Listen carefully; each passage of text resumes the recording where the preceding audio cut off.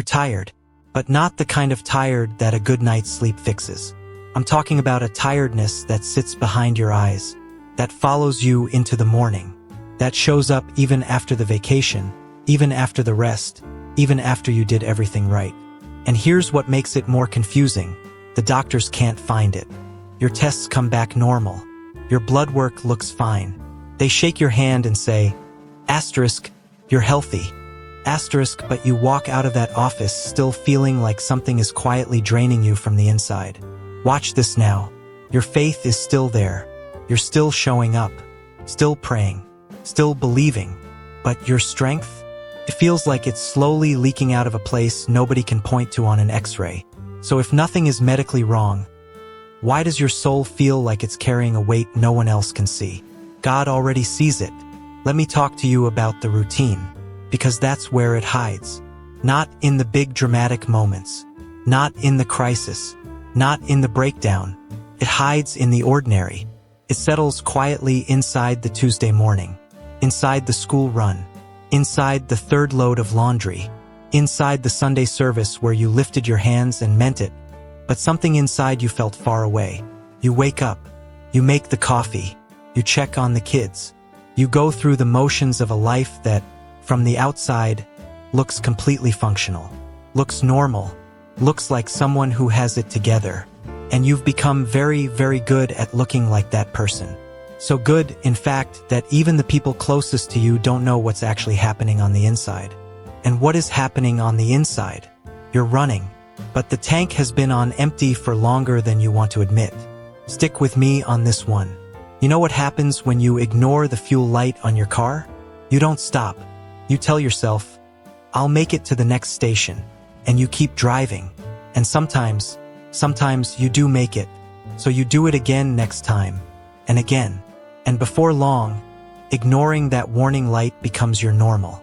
You've trained yourself to push past the signal, to treat the warning like an inconvenience instead of information. That's what you've been doing with your soul. The signal went off, maybe months ago, maybe years ago, and you said, not now. People need me. The family needs me. The ministry needs me. God needs me to be strong right now. And you kept driving. You kept serving. You kept showing up. And I want to honor that, because it came from a real place, came from love, came from commitment. It came from a faith that said, I will not quit on the people God put in my life. But here's what nobody told you. Faithfulness is not the same as ignoring yourself into the ground. Watch this now. You've been carrying everyone else's weight and your own weight and the guilt of feeling like you shouldn't feel this way.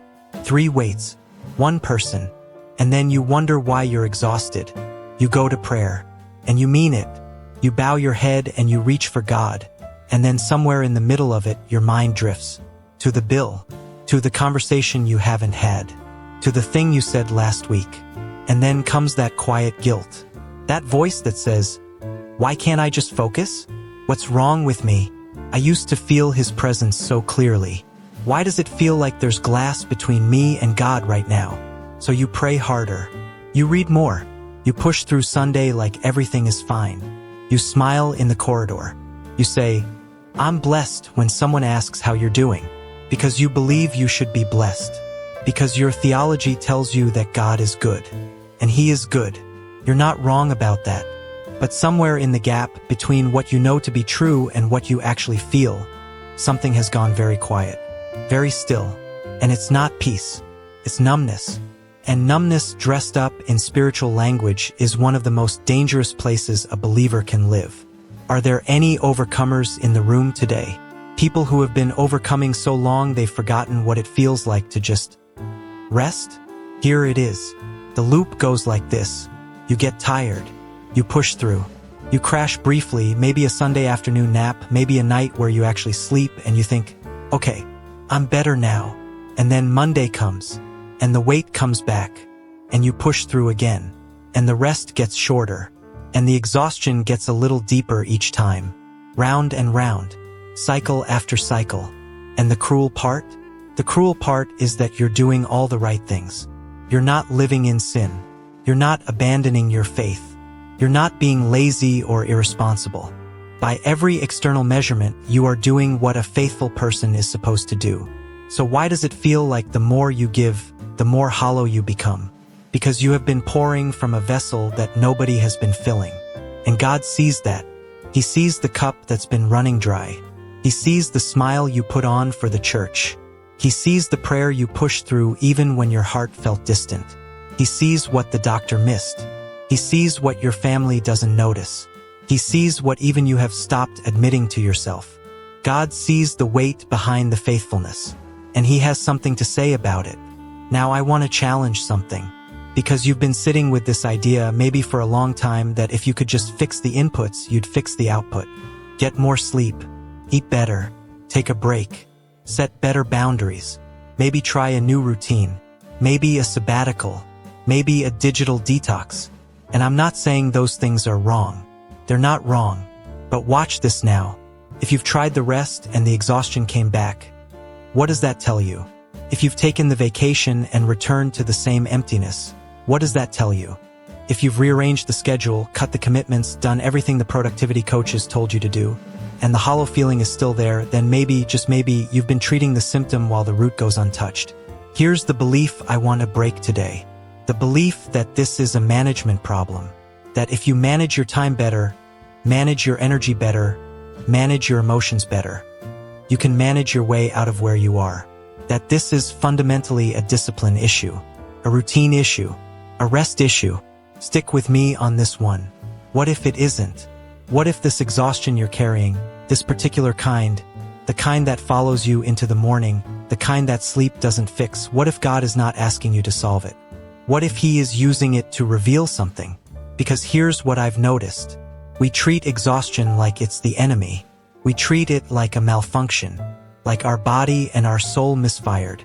And so we try to correct the malfunction as quickly as possible so we can get back to being useful, back to being functional, back to being the person everyone is counting on. But what if the exhaustion is not the malfunction? What if it's the message? Are there any overcomers in the room? People who have been so committed to fixing things fast that they've never actually stopped to ask, what is this trying to show me? The Almighty does not waste suffering. He is not careless with your pain. When He allows something to press on you long enough that you can no longer ignore it, that is not abandonment. That is attention. That is a God who sees something buried beneath the surface that you have not been willing to look at. And He loves you too much to let it stay buried forever. Watch this now. There are things we carry silently for so long that we stop knowing we're carrying them. Old grief, old wounds, old vows we made to ourselves. I will never be that vulnerable again. I will never need people the way I needed them before. I will keep giving until there is nothing left, because that is what love looks like. We carry those things into our marriages, into our ministries, into our Monday mornings, and we call it strength. But the Lord sees what we call strength. And sometimes, not always, but sometimes what we call strength is actually a wall. And what we call faithfulness is actually fear. Fear that if we stop, everything will fall apart. Fear that if we admit we're empty, we'll disappoint the people who need us to be full. So here is the twist I need you to sit with. Your exhaustion is not a sign that you are failing. It is a signal that something has finally been carried long enough, quietly enough, that God is now bringing it into the light. Not to shame you, not to expose you, but to finally deal with it at the root. What if the thing you've been trying to push through is actually the door, not the obstacle? The door. What if your exhaustion isn't evidence that your faith is weak, but evidence that God is ready to go somewhere in you that you have not yet allowed Him to go? That is not a crisis. That is an invitation. Now let me tell you what's actually happening inside the body, because we've been talking about the soul. We've been talking about the weight. But I need you to understand, this isn't just spiritual language. This isn't poetry. What is happening inside you has a physical dimension, a psychological dimension, and a spiritual dimension. And if you only address one of them, you will keep coming back to the same place. Watch this now. Your body was designed to handle stress. God built into you an extraordinary system. When pressure comes, your body rises to meet it. Hormones shift. Focus sharpens. Energy floods your muscles. You can handle the crisis. You can show up for the emergency. You can carry the weight when the moment demands it. But here's what that system was never designed to do. It was never designed to stay on. Not permanently. Not for months. Not for years. When you live in long-term responsibility, when you are the one everyone leans on, when the pressure never fully lifts, when the weight is always there in the morning and still there at night, your nervous system doesn't get the signal that the crisis is over. So it never fully powers down. It stays alert, stays ready. And that readiness, that constant low-grade readiness, is exhausting your body from the inside out. This is why sleep doesn't fix it. You can sleep 8 hours and wake up tired because your body spent those 8 hours still on guard, still braced for what's coming. You rested, but you never recovered. There is a difference. Rest is closing your eyes. Recovery is your nervous system finally believing it is safe enough to let go. And that safety, that deep biological sense that you can finally exhale, that doesn't come from more sleep. It doesn't come from a better routine. It comes from something being resolved at a level deeper than your schedule. Stick with me on this one. Now let's talk about the mind. Because what the body carries, the mind has been managing. For a long time, you have been holding things inside your head that were never meant to live there permanently. Unspoken disappointments.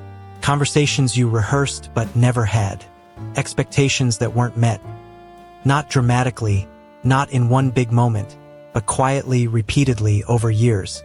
The ministry that gave more than it gave back. The relationship that takes more than it returns.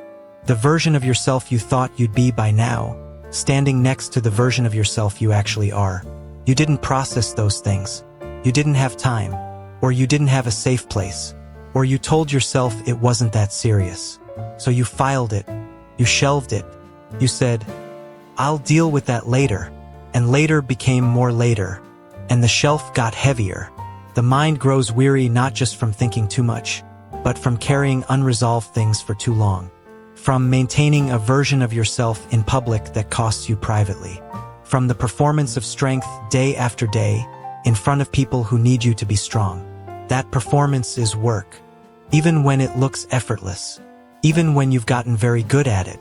Every single day that you hold yourself together for other people is energy spent. And if nobody is holding you together, if there is no space where you can actually say, I am not okay right now, then you are spending without any income. And even the most faithful account eventually runs dry. Are there any overcomers in the room who haven't actually been held in a very long time? Here it is. Body running on stress hormones. Mind carrying years of unprocessed weight. And underneath all of it, the soul. Signaling. Not loudly. Not in a dramatic crisis. Quietly. Persistently. In that hollow feeling. In that distance in prayer. In that numbness behind the smile. Your soul is not broken. It is depleted. And there is a critical difference. A broken lamp needs to be replaced. A depleted lamp just needs to be connected back to its source. Watch this now. Imagine a lamp in a room. Beautiful lamp. Well made. Nothing wrong with the design. But somewhere along the way, gradually, quietly, the connection between that lamp and the power source became loose. It still works. Still gives off some light. Still looks like a functioning lamp from across the room. But it is not receiving the full current it was designed to receive. It is running on a partial connection, flickering just enough to look okay, giving just enough light to keep everyone in the room from noticing. That is you. You are not broken. You are not failing. You are not spiritually weak. You are running on a loose connection. And the answer is not to try harder. The answer is not to generate more light from within yourself. The answer is not to push through until somehow the flickering stops. The answer is to get back to the source, to allow the connection to be restored, to stop performing light and start receiving it. But here's the part that costs something. That reconnection requires something you have been telling yourself you cannot afford. It requires surrender. Not surrender as defeat, surrender as release. The releasing of the image, the releasing of the performance.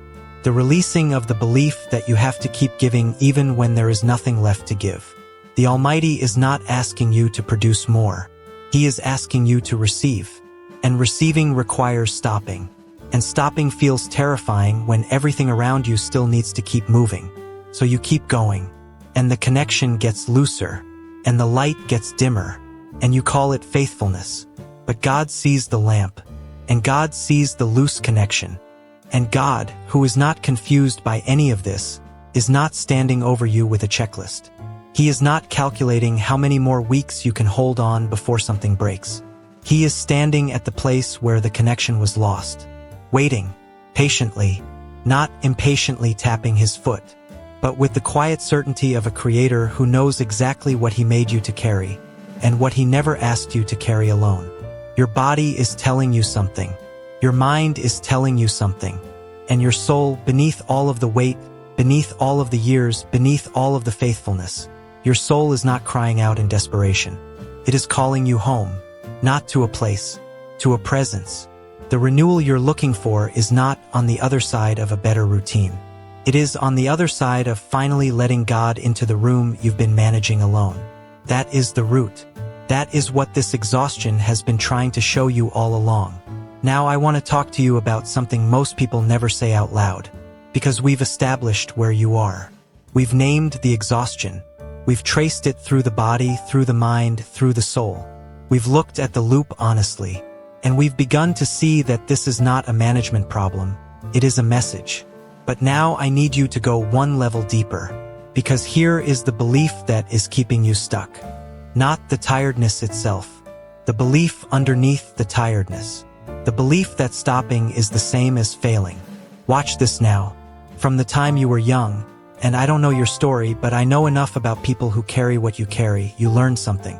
You learned that your value was connected to your output, that love followed performance, that the way you stayed safe, stayed needed, stayed worthy was to keep producing, keep serving, keep being the one who shows up. And for a long time that worked, kept things moving, kept people close, kept the fear quiet, but you carried that lesson into your faith. And now you're trying to earn something from God that He already gave you freely. Stick with me on this one. You are not tired because you love too much. You are tired because somewhere, without realizing it, you started believing that your worth before God was measured by how much you could carry without breaking. That if you stopped, if you admitted you were empty, something would be lost. His approval, your purpose, the sense that you matter in this story. So you kept going, because stopping felt like betrayal. Stopping felt like weakness. Stopping felt like the opposite of faith. But here is what I need you to hear today. The Lord does not need your performance. He has never needed your performance. He is not sitting in eternity refreshing the screen to see how much you produced this week. He is not grading your faithfulness on an output chart. He is not impressed by the weight you've been carrying silently, because He never asked you to carry it that way. Are there any overcomers in the room who have been working for a God who was never actually demanding what you've been giving? Here it is. The Psalms say this plainly. He makes me lie down in green pastures. Not, He cheers me on until I collapse in the desert. He makes me lie down. That word, makes, is not accidental. It implies that sometimes the soul will not stop on its own. Sometimes the Creator has to bring you to a place of stillness because you have forgotten that stillness is not laziness. It is not retreat. It is not giving up. Stillness is the soil where restoration actually grows. Watch this now. Think about a field. A good farmer, a wise farmer, does not plant the same crop in the same soil, season after season, without ever letting the ground rest. Because the ground was giving. The ground was producing. But without recovery, without a season where nothing is demanded of it, the soil becomes depleted. And depleted soil cannot support the harvest you are expecting it to carry. You have been farmed without a fallow season. And God, the Creator of the farmer and the field, understands something about seasons that your schedule does not account for. He built rest into creation before He built productivity. The seventh day was not an afterthought. It was a declaration, a statement about the nature of the thing He made, that it requires renewal, that it was designed to receive, not just to give, that the rhythm He wove into the fabric of existence was never meant to be overridden by ambition, not even spiritual ambition. So the reframe I am offering you today is this. What if the most faithful thing you could do right now is stop? Not forever, not irresponsibly, not in a way that abandons the people God placed in your life, but in your heart, in your posture before Him. What if the most courageous act of faith available to you in this season is to put down what you have been carrying and say, out loud to the Almighty, I cannot do this alone. I was never supposed to do this alone, and I am done pretending otherwise. Because here is the paradox, and I need you to sit with this one. The moment you admit you can't keep going is often the exact moment God begins to carry what you were never meant to carry in the first place. You have been holding the weight so tightly that there has been no room for His hands to get underneath it. You've been gripping the burden with both fists, faithfully, lovingly, exhaustedly, and wondering why the relief never comes. But you cannot receive what you are too proud, too afraid, or too conditioned to let go of. Receiving requires open hands, and open hands require surrender, and surrender requires trust. And trust, real trust, not the trust you perform on Sunday, but the trust that costs you something on Wednesday. That trust says, if I let go, He will not let it fall. That is not weakness. That is the deepest form of faith available to a human being. Are there any overcomers in the room ready to stop overcoming alone? Watch this now. God is not meeting you on the other side of your next breakthrough. He is not waiting for you to figure this out and then rewarding you with His presence. He is already here, in this moment, in this tiredness, in this quiet that has been following you around for months.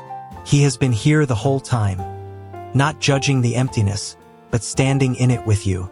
And He is not asking you to produce your way back to Him. He is simply asking you to stop running and turn around. The renewal you have been searching for is not ahead of you. It is not in the next season, the next breakthrough, the next version of your schedule. It is available right now, in the surrender, in the stopping, in the honest, humble, terrifying, liberating act of finally saying, Lord, I need you to carry this, because I never could. That is not the end of your faith. That is where it actually begins. Here is part 6. So now you know what this is. You know it isn't laziness. You know it isn't weak faith. You know it isn't a scheduling problem or a sleep deficit or something your doctor missed on a blood panel. You know now that what you've been carrying is real. That the weight behind your eyes has a name. That the hollow feeling in your chest is not a mystery. It is a message. And the message is this: you have been strong for so long without being refilled that the well has run dry. Watch this now. There is a difference between a person who has given up and a person who has given out. Giving up is a choice. Giving out is a consequence. You did not choose this. You chose the opposite of this. You chose to keep showing up. You chose to keep serving. You chose to keep believing even when the feeling left and all you had was the decision. That is not weakness. That is one of the most quietly heroic things a human being can do. But here is what nobody honors at the celebration: the cost of that consistency. Nobody throws a banquet for the person who held it together behind closed doors. Nobody gives an award to the one who smiled through Sunday while carrying something heavy on the inside. Nobody marks the moment when you decided, again, to keep going even though you were running on empty. It happened quietly, cost you privately, and the world kept moving like it didn't notice. But God noticed. Stick with me on this one.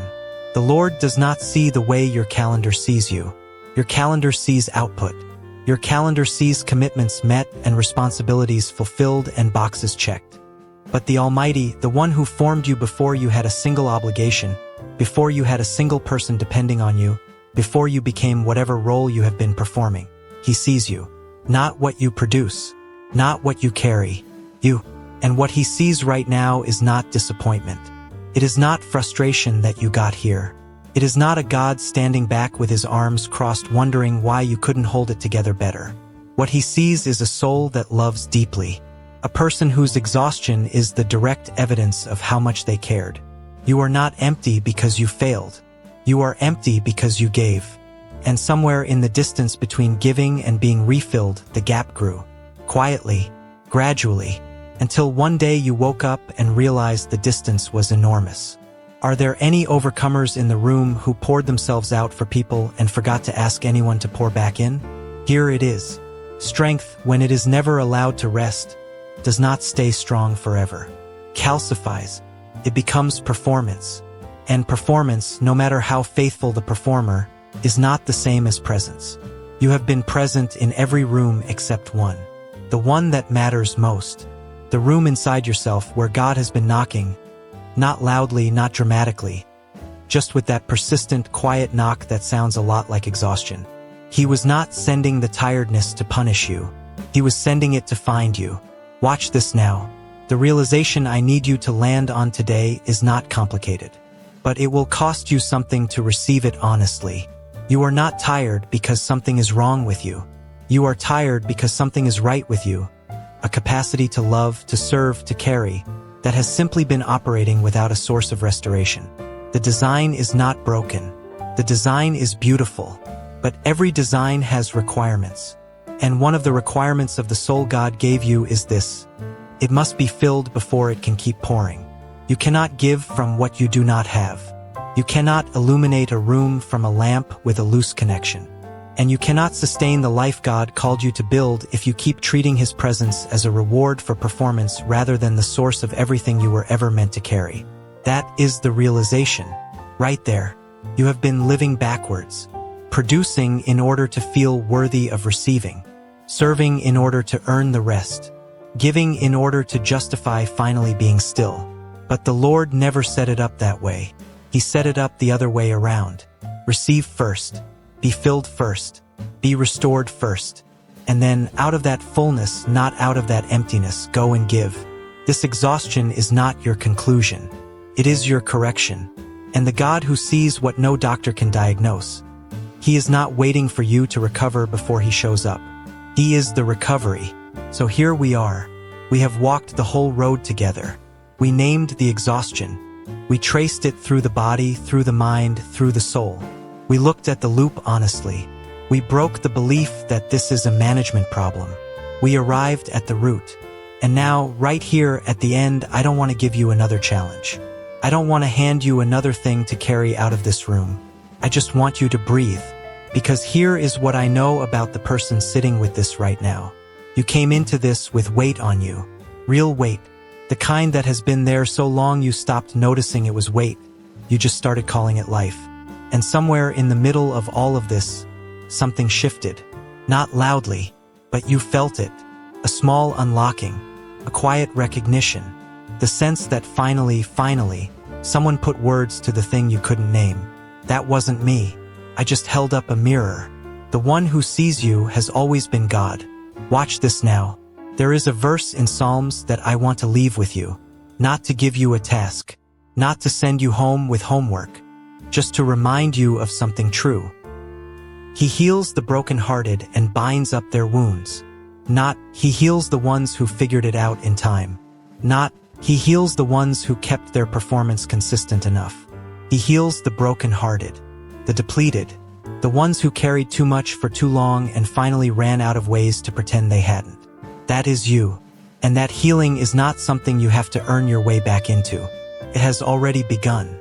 The moment you stopped and said, honestly, even just to yourself, I am tired and I cannot fix this alone. Something moved. Something that was held tightly began to loosen. Not because you performed the right prayer, but because you finally stopped performing. Stick with me on this one last thought. You are not leaving this the same way you came in. Not because you now have a plan. Not because the schedule changed. Not because the responsibilities disappeared. They haven't. Monday is still coming. The weight is still real. But now you know what it is. And now you know you were never meant to carry it the way you have been carrying it. And the God who made you, the Almighty, who knew you before you had a single obligation, before anyone needed anything from you, before you became whatever role you have been carrying, that God is not standing at a distance watching to see if you recover. He is here, right now, in the quiet, in the tired, in the still place beneath all the noise. And He is saying, not with pressure, not with a deadline, just with the steady, certain voice of a creator who knows exactly what He made. You can rest now, not because everything is resolved, but because you are finally held. And being held, truly held, is where restoration actually begins. Go well, go gently, and know that the God who sees what no doctor could find, He has seen you this entire time, and He is not finished with you yet.